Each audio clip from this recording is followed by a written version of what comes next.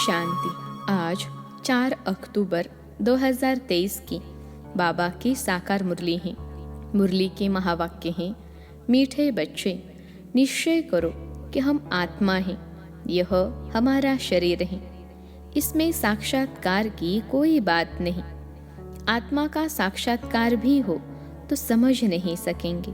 प्रश्न है, बाप की किस श्रीमत पर चलने से गर्भ जेल की सजाओं से छूट सकते हैं? उत्तर है, बाप की श्रीमत है, बच्चे नष्ट मोहा बनो, एक बाप दूसरा न कोई, तुम सिर्फ मुझे याद करो और कोई भी पाप कर्म न करो तो गर्भ जेल की सजाओं से छूट जाएंगे। यहाँ तुम जन्म जन्मांतर जेल बर्ड्स बनते आए, अब बाप आए हैं उन सजाओं से बचाने। सतयुग में गर्भ जेल होता नहीं। ओम शांति। रूहानी बाप रूहानी बच्चों को समझाते हैं आत्मा क्या है और उनका बाप परमात्मा कौन है। इसे फिर से समझाते हैं क्योंकि यह तो है पतित दुनिया। पतित हमेशा बेसमझ होते हैं, पावन दुनिया समझदार होती है। भारत पावन दुनिया अर्थात देवी देवताओं का राज्य था। इन लक्ष्मी नारायण का राज्य था। बड़े धनवान सुखी थे, परंतु भारतवासी इन बातों को समझते नहीं। बाप परम पिता अथवा रचता को ही नहीं जानते। मनुष्य ही जान सकते हैं, जानवर तो नहीं जानेंगे ना। याद भी करते हैं, हे परम पिता परमात्मा, वह पारलौकिक फादर हैं। आत्मा याद करती है अपने परमपिता परमात्मा को। इस शरीर को जन्म देने वाला तो लौकिक फादर है और वह परमपिता परमात्मा है, पारलौकिक फादर, आत्माओं का बाप। मनुष्य लक्ष्मी नारायण की पूजा करते हैं, समझते भी हैं। यह सतयुग में थे और राम सीता त्रेता में थे। बाप आकर समझाते हैं, बच्चे तुम मुझ पारलौकिक बाप को जन्म जन्मांतर याद करते आए हो। गॉड फादर तो ज़रूर निराकार हुआ ना, हमारी आत्मा भी निराकार है ना, यहाँ आकर साकारी बनी है। यह थोड़ी सी बात भी कोई की बुद्धि में नहीं आती। वह तुम्हारा बेहद का बाप रचयिता है। पुकारते हैं, तुम मात पिता, आपके हम बनते हैं तो हम स्वर्ग के मालिक बनते हैं। फिर आपको भूलने से नरक के मालिक बन जाते हैं। अभी वह बाप इन द्वारा बैठ समझाते हैं, मैं रचयिता हूँ, यह मेरी रचना है, जिसका राज तुमको समझाता हूँ। यह भी समझ जाते हैं, आत्मा को किसी ने भी देखा नहीं है, फिर क्यों कहते हैं अहम आत्मा। यह तो समझते हैं ना, अहम आत्मा एक शरीर छोड़ दूसरा लेती हूँ। महान आत्मा पुण्य आत्मा कहते हैं ना।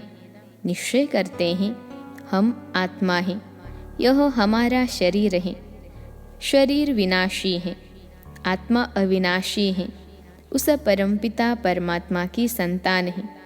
कितनी सहज बात है, परंतु अच्छे अच्छे बुद्धिवान समझ नहीं सकते। माया ने बुद्धि को ताला लगा दिया है। तुमको अपनी आत्मा का ही साक्षात्कार नहीं होता है। आत्मा ही अनेक जन्म लेती है ना। हर जन्म में बाप बदलता जाता है। तुम अपने को आत्मा निश्चय क्यों नहीं करते हो? कहते हैं आत्मा का साक्षात्कार हो। अरे इतने जन्म कोई को बोला था क्या कि आत्मा का साक्षात्कार हो? कोई कोई को आत्मा का साक्षात्कार भी होता है, परंतु समझ नहीं सकते। बाप को तुम जानते नहीं। बेहद के बाप बिकर आत्माओं को परमात्मा का साक्षात्कार भी कोई करा नहीं सकता। कहते हैं, हे भगवान, तो बाप हुआ ना। तुमको दो बाप हैं। एक तो है विनाशी शरीर को जन्म देने वाला विनाशी बाप, दूसरा है अविनाशी आत्माओं का अविनाशी बाप। तुम गाते हो, तुम माता पिता उनको याद करते हो तो ज़रूर वह आया होगा ना। जगत अम्बा और जगत पिता बैठे हैं, राजयोग सीख रहे हैं। वैकुंठ में लक्ष्मी नारायण का राज्य था। वह भी भारत में ही थे ना। मनुष्य समझते हैं ऊपर कहाँ स्वर्ग होगा। अरे लक्ष्मी नारायण का यह यादगार है, जरूर यहाँ ही राज्य किया होगा। यह देलवाड़ा मंदिर तुम्हारा अभी का यादगार बना हुआ है। तुम राजयोगी हो, अधर कुमार कुमार कुमारियाँ सब यहाँ बैठे हो। उनका यादगार फिर भक्ति में बनता है। देलवाड़ा नाम का भी कोई अर्थ होगा ना। दिल लेने वाला कौन है? यह आदि देव और आदि देवी भी राजयोग सीख रहे हैं। यह भी याद करेंगे उस निराकार परमपिता परमात्मा को। वह है ऊंचते ऊंच ज्ञान सागर। इस आदि देव के शरीर में बैठ सब बच्चों को समझाते हैं। यह मंदिर कब बना, क्यों बना, किन्हों का यह यादगार है, कुछ भी जानते नहीं। देवियों आदि के कितने नाम लेते हैं, काली, दुर्गा, अन्नपूर्णा। अब सारे विश्व की अन्नपूर्णा कौन होगी? कौन सी देवियाँ अन्न की पूर्ति करती हैं? तुम जानते हो भारत स्वर्ग था, वहाँ तो अथाह वैभव रहते हैं। जबकि अभी ही 80-90 वर्ष पहले 10-12 आने मन अनाज मिलता था, तो उससे पहले कितनी सस्ताई होगी। सतयुग में तो अनाज आदि बहुत सस्ता अच्छा होता है, परंतु यह भी कोई समझते नहीं। बाप आकर तुम आत्माओं को पढ़ाते हैं। आत्मा इन कर्मेंद्रियों से सुनती है। आत्मा को यह आंखें मिली है देखने के लिए, कान मिले हैं सुनने के लिए। बाप कहते हैं मैं निराकार भी इस शरीर का आधार लेता हूँ। मुझे सदैव शिव ही कहते हैं। मनुष्यों ने बहुत नाम रखे हैं, रुद्र, शिव, सोमनाथ, परंतु मेरा एक ही नाम शिव है। शिवाय नमः भक्त भगवान को याद करते आए हैं। उनको 2500 वर्ष हुए हैं। भक्ति मार्ग में पहले अव्यभिचारी भक्ति थी, अभी तो तुमने ठीक कर बित्तर में डाल दिया है। अभी इस भक्ति का अंत है। सबको वापिस ले जाने में आया हूँ। यह पुरानी दुनिया खत्म होनी है। बॉम्ब्स बने हुए हैं तो कितने में सब खलास हो जाएंगे। सतयुग में कितने थोड़े, सिर्फ 9 लाख होंगे, बाकी इतने सब कहाँ जाएंगे। यह लड़ाई अर्थक्वेक आदि होगी। विनाश तो जरूर होना है। यह ही प्रजापिता। कितने ब्रह्मा कुमार कुमारियाँ हैं। ब्रह्मा का बाप कौन है? निराकार शिव। हम उनके पोत्रे पोत्रियाँ हैं।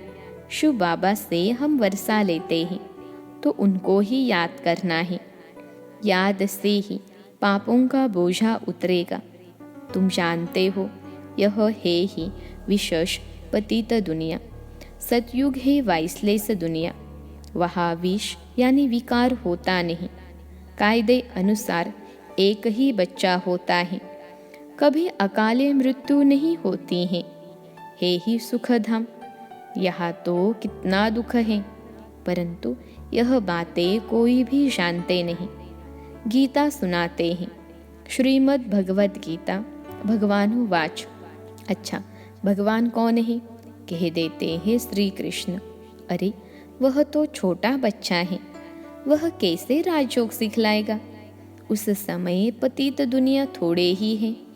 सदगति के लिए राजयोग सिखलाने वाला तो यहाँ चाहिए। गीता में लिखा हुआ भी है, रुद्र गीता ज्ञान यज्ञ। श्री कृष्ण गीता ज्ञान यज्ञ तो है नहीं। यह ज्ञान यज्ञ कितने वर्षों से चलता आ रहा है। इनकी समाप्ति कब होगी? जब सारी सृष्टि इसमें स्वाहा होगी। यज्ञ जब समाप्त होता है तो उसमें सब कुछ स्वाहा करते हैं ना। यह यज्ञ भी अंत तक चलता रहेगा। यह पुरानी दुनिया खत्म होने वाली है। बाप कहते हैं मैं कालों का काल हूँ, सबको लेने लिए आया हूँ। तुमको पढ़ा रहा हूँ कि तुम स्वर्ग के मालिक बनो। तुम जानते हो इस समय सभी मनुष्य मात्र हैं सदा दुर्भाग्यशाली। सतयुग में थे सदा सौभाग्यशाली। यह फर्क सबको समझाना है। यहाँ आते हैं तो अच्छी रीति समझते हैं, फिर घर जाते हैं तो सब खलास हो जाता। जैसे गर्भ जेल में अंजाम यानी वायदा कराते हैं, हम पाप नहीं करेंगे, बाहर निकलते हैं तो फिर पाप करने लग पड़ते हैं, जेल बर्ड होते हैं ना। इस समय जो भी मनुष्य मात्र हैं सब जेल बर्ड हैं, घड़ी घड़ी गर्भ जेल में जाकर सजाएं खाते हैं। बाप कहते हैं अभी तुमको गर्भ जेल बर्ड बनने से छुड़ाते हैं। सतयुग में गर्भ को जेल नहीं कहेंगे, तुमको इन सजाओं से बचाने आया हूँ। अब मुझे याद करो, कोई भी पाप नहीं करो, नष्टो मोहा बनो। गाते हैं मेरा तो एक दूसरा न कोई। यह कोई श्री कृष्ण की बात नहीं है। श्री कृष्ण तो 84 जन्म ले अब आकर ब्रह्मा बना है, फिर वही श्री कृष्ण बनना है, इसलिए इस शरीर में ही प्रवेश किया है। यह बना बनाया ड्रामा है।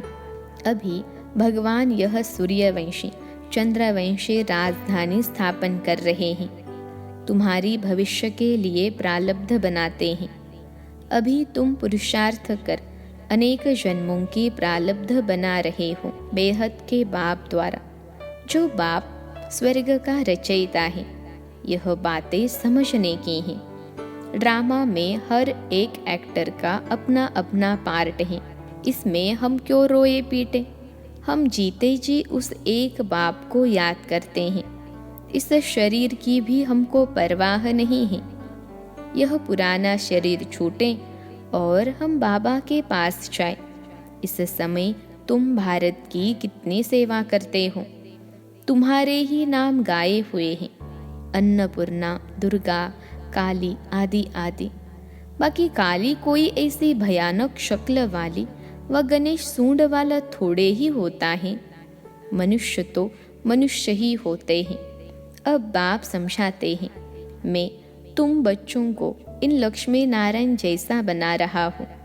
तुम निश्चय करो, हम बाबा से वर्षा ले रहे हैं, फिर भविष्य में जाकर प्रिंस प्रिंसेस बनेंगे। बाप जो स्वर्ग का रचयिता है, उनको कोई भी नहीं जानते। जगदम्बा को भी भूल गए हैं, जिसका मंदिर बना हुआ है। अभी वह चैतन्य में बैठे हैं। कलयुग के बाद फिर सतयुग होना है। विनाश के लिए मनुष्य पूछते हैं, अरे पहले तुम पढ़कर होशियार तो हो जाओ। महाभारत लड़ाई तो बरोबर हुई थी, जिसके बाद ही स्वर्ग के द्वार खुले थे। तो अब इन माताओं द्वारा स्वर्ग के द्वार खुल रहे हैं। वंदे मातरम गाते हैं ना, पावन की ही वंदना की जाती है। माताएं दो प्रकार की हैं, एक है जिस्मानी सोशल वर्कर, दूसरी है रूहानी सोशल वर्कर। तुम्हारी है यह रूहानी यात्रा। तुम जानते हो हम यह शरीर छोड़ वापस जाने वाले हैं। भगवानुवाच मन मना भव। मुझ अपने बाप को याद करो। श्री कृष्ण बच्चा तो ऐसे नहीं कहेंगे ना, उनको तो अपना बाप है। मन मना भव का अर्थ कोई भी नहीं जानते। यह तो बाप कहते हैं, मुझे याद करो तो विकर्म विनाश होंगे और उड़ने के पंख मिल जाएंगे। अभी तुम पत्थर बुद्धि से पारस बुद्धि बनते हो। रचता बाप तो सबका एक ही है। आदि देव और आदि देवी के मंदिर भी हैं। तुम उनके बच्चे यहाँ राजयोग सीख रहे हो। यहाँ ही तुमने तपस्या की थी। तुम्हारा यादगार सामने खड़ा है। लक्ष्मी नारायण आदि को राजई कैसे मिली, उनका यह मंदिर है। तुम हो राज ऋषि। राजई प्राप्त करने व भारत का फिर से राज्य भाग्य पाने लिए तुम पुरुषार्थ कर रहे हो। तुम भारत में स्वर्ग की राजई स्थापन करते हो, अपने तन मन धन से सेवा करके। बाप की श्रीमत द्वारा तुम पतित रावण राज्य से सबको लिबरेट करते हो। बाप है लिबरेटर, दुख हरता, सुख करता। तुम्हारे दुख हरने के लिए पुरानी दुनिया का विनाश कराते हैं। तुमको दुश्मन पर विजय पहनाते हैं तो तुम माया जीत जगत जीत बनेंगे। तुम कल्प कल्प राज्य लेते हो फिर गवाते हो। यह है रुद्र शिव का ज्ञान यज्ञ, जिससे यह विनाश ज्वाला निकली है। यह सब विनाश हो जाएंगे और तुम सदा सुखी बन जाएंगे। दुख शुरू होता है द्वापर से। बाप कहते हैं, मैं आकर नरकवासियों को स्वर्गवासी बनाता हूँ। कलयुग है वैशाल्य, सतयुग है शिवालय। तुम बेहद के बाप से स्वर्ग के मालिक बनते हो तो यह खुशी का पारा चढ़ना चाहिए ना। अच्छा, मीठे मीठे सिखिलते बच्चों प्रति माता पिता बाप दादा का याद प्यार और गुड मॉर्निंग। रूहानी बाप की रूहानी बच्चों को नमस्ते। हम रूहानी बच्चों की सिखिलते रूहानी माता पिता बाप दादा को याद प्यार, गुड मॉर्निंग और नमस्ते बाबा नमस्ते। धारणा के लिए मुख्य सार। पहली पॉइंट है, जीते जी बाप को याद कर वर्षे का अधिकार लेना है। किसी भी बात की परवाह नहीं करनी है। दूसरी पॉइंट है, श्रीमत पर अपने तन मन धन से भारत को स्वर्ग बनाने की सेवा करनी है और सबको रावण से लिबरेट होने की युक्ति बतानी है। आज का वरदान है, योग ज्वाला द्वारा विश्व के कीचड़े को भस्म करने वाले विश्व परिवर्तक भव। योग ज्वाला द्वारा विश्व के कीचड़े को भस्म करने वाले विश्व परिवर्तक भव।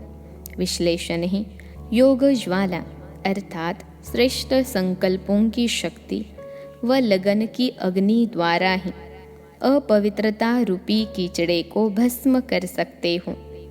जैसे देवियों के यादगार में दिखाते हैं कि ज्वाला से आसुरी शक्तियों को खत्म कर दिया। यह यादगार अभी का है, तो पहले ज्वाला रूप बन आसुरी संस्कार स्वभाव सब कुछ भस्म कर संपूर्ण पावन बनो। तब योग और पवित्रता की ज्वाला से विश्व के कीचड़े को भस्म कर विश्व परिवर्तन के निमित्त बनेंगे। आज का स्लोगन है, आज्ञाकारी वह है जो मन मत पर मत से मुक्त रहे, सदा श्रीमत पर चलता है। आज्ञाकारी वह है जो मन मत पर मत से मुक्त रहे, सदा श्रीमत पर चलता है। अच्छा, ओम शांति।